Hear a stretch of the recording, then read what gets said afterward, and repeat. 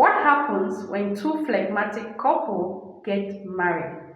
Remember, phlegmatics both value honesty, genuineness, and a good relationship and a close relationship, and the love communication to talk with each other slowly but permanently every day. They love to have this closeness in the marriage.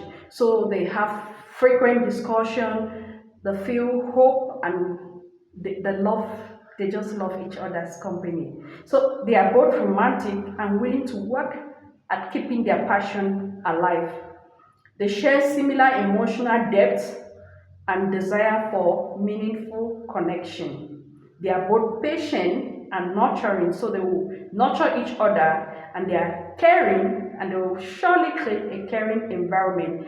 They are also dream oriented and will often share similar long-term dreams and goals, and they'll be patient with each other. It's not the case where one person is already doing the dream ahead and the other is still trying to think and unable to catch up, like the case of the phleg and the choleric couple. But here they all have the same pace, the same patience, the same communication, and they are so nurturing.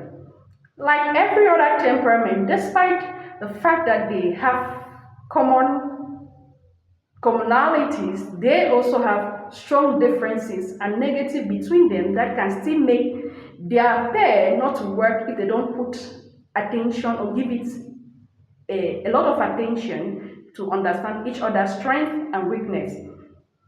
The initial attractions grow weak with time, as phlegmatic men often avoid phlegmatic women.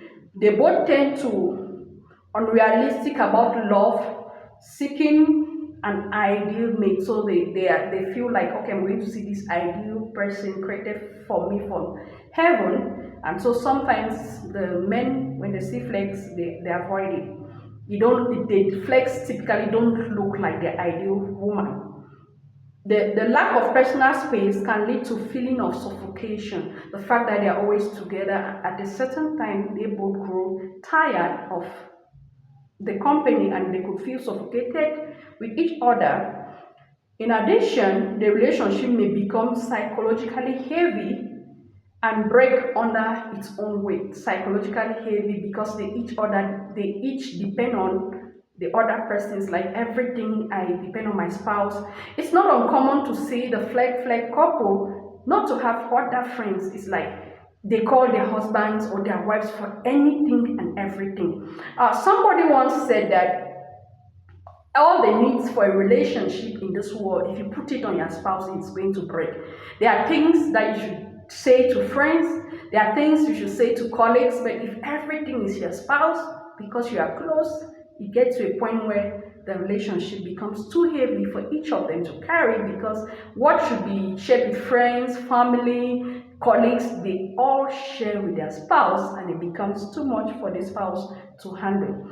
And they have slow decision making during conflicts, and they avoid confrontation. So flex, they want peace. So it's not uncommon for them to ignore difficulties or disagreement for very long, and they get to a point where they break out. I usually say flex are the highest people who get a divorce unannounced.